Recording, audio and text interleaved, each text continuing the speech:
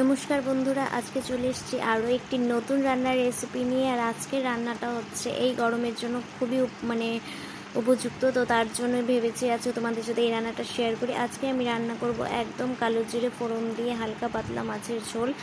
তো চলো ভিডিওটা কন্টিনিউ করতে থাকো। আর আমি কীভাবে রান্না করছি অবশ্যই দেখে নিয়ে বাড়িতে ঝটপট এই গরমে রান্না করে খেতেই পারো, বেশ ভালো লাগবে। তো আমি কিন্তু এইদিকে মাছ কাটা বাছা ধোয়া কিছুই দেখাইনি, কারণ এটা সবাই জানে। আর মাছের মধ্যে যে নুন হলুদ মাখিয়ে ভাজতে হয় সেটাও কিন্তু কারো অজানা নয়। তার জন্য আমি মাছের মধ্যে নুন হলুদ আর সামান্য পরিমাণ কাঁচা তেল দিয়ে, সর্ষের তেল দিয়ে আমি ভালোভাবে মাছগুলোকে একদম ভেজে নিচ্ছি। হ্যাঁ, আর আরেকটা টিপস বলে দিচ্ছি, মাছ ভাজার সময় কিন্তু কড়াইটা বেশ গরম করে তারপর ওখানে তেল দিয়ে তেলটাকেও বেশ গরম করে মাছগুলোকে ছাড়তে হবে, না হলে কিন্তু মাছগুলো লেগে যাওয়ার সম্ভাবনা থাকে। অনেকের এরকমই হয়, আমার সাথে অনেকবারই এরকমটা হয়েছে, তাই আমি এই ভিডিওতে জানিয়ে রাখলাম। তাহলে যারা জানো না তারা অবশ্যই কিন্তু এই জিনিসটা তোমাদের কাজে লাগবে। তো যাই হোক, এই দিকটাতে আমার মাছগুলো ভাজা হয়ে যাচ্ছে। আর আমি সবজি হিসেবে কী নিয়েছি তোমরা দেখতেই পেয়েছো, ডাঁটা নিয়েছি কেটে, আলু নিয়েছি আর কেটে নিয়েছি ঝিঙে।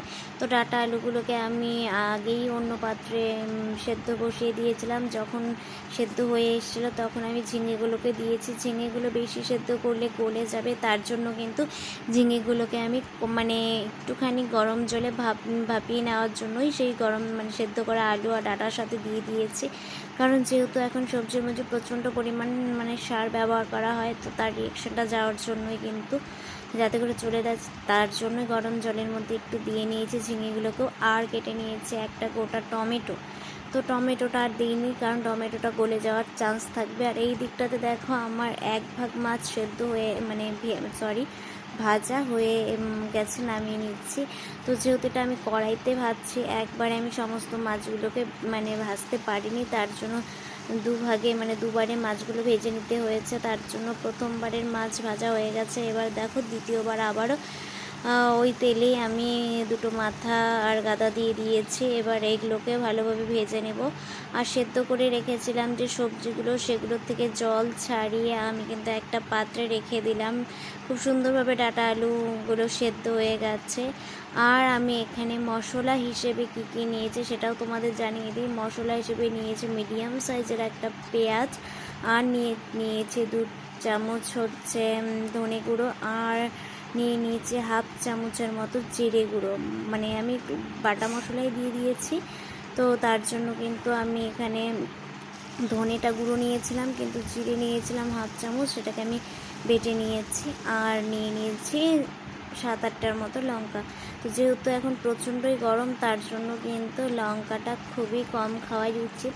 তো যে যার ঝাল অনুযায়ী লঙ্কা দেবেন।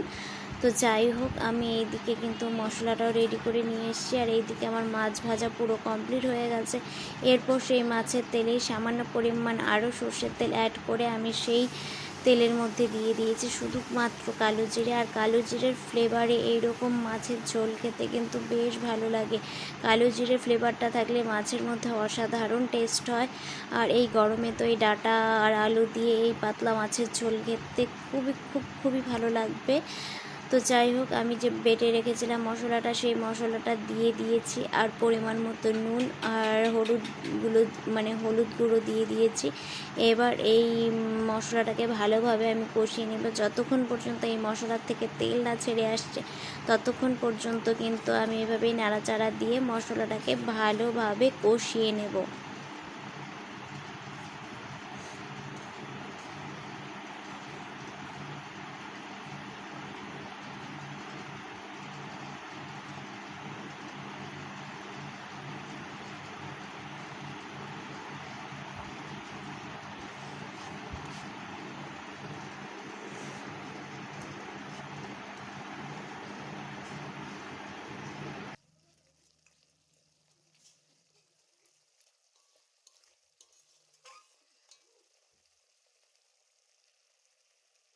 তো বন্ধুরা, মশলাটা কিন্তু খুব ভালোভাবে কষানো হয়ে গেছে, দেখতে পাচ্ছ তেলগুলো উপর দিকে চলে এসছে। তো এরপর কিন্তু আমি সেদ্ধ করে রাখা সেই ডাঁটা আলু আর ঝিঙে এগুলো দিয়ে দিলাম, সাথে আমি একটা টমেটো কেটে রেখেছিলাম সেটাকেও কিন্তু দিয়ে দিয়েছি। এবার কিন্তু আরও ভালোভাবে 2-1 মিনিট আমি ভালোভাবে সেই মশলার সাথে সবজিগুলোকে কষিয়ে নেব।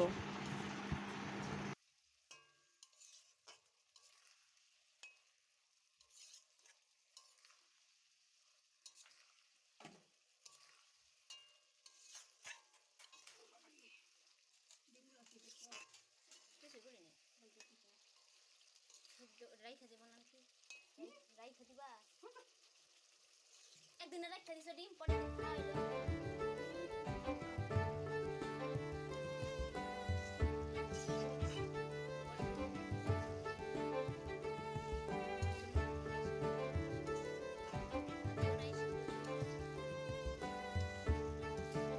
ফোড়ন দিয়ে পাতলা করে মাছের ঝোল রান্না করে খেলে গরম ভাতে অসাধারণ লাগে।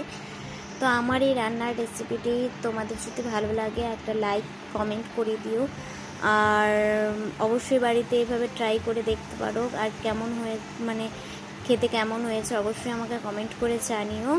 তো দেখো এদিকে আমার মশলাটার সাথে সবজিগুলোকে ভালোভাবে কষানো হয়ে গেছে, আর এরপর আমি এখানে দিয়ে দেব পরিমাণ মতো জল। যেহেতু এটা পাতলা ঝোল হবে তার জন্য জলের পরিমাণ মানে ঝোলের পরিমাণটা একটু বেশিই থাকবে এখানে।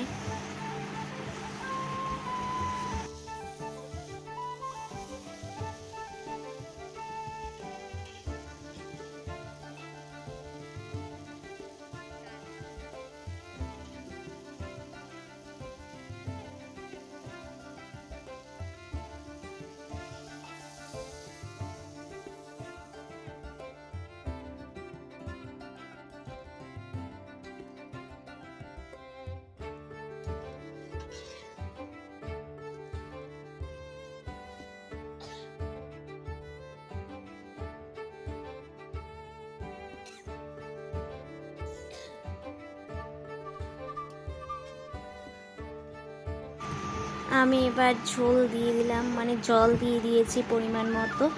আর এরপর আমি ঝোলটা ফুটে গেলে আমি এখানে মাছগুলোকে ছেড়ে দেব এক এক করে। তো দেখো আমার কিন্তু ঝোল মানে মাছের ঝোলটা ফুটে গেছে, আর এবার কিন্তু আমি এক এক করে সমস্ত মাছের টুকরোগুলোকে পিসগুলোকে আমি ঝোলের মধ্যে দিয়ে দিচ্ছি। আর এরপর আমি 15 থেকে 20 মিনিট আমি অপেক্ষা করব ঝোলটা ফোটার জন্য ভালোভাবে।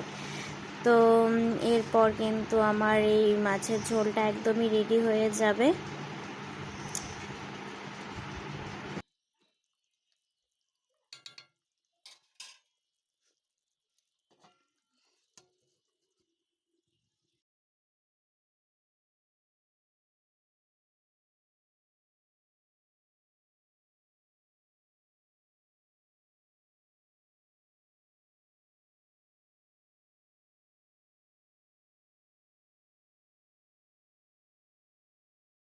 তো বন্ধুরা আমার কিন্তু মাছের ঝোল একদম রেডি হয়ে গেছে, আর আমি এখন এই ঝোলটাকে নামিয়ে নেব একটা পাত্রে।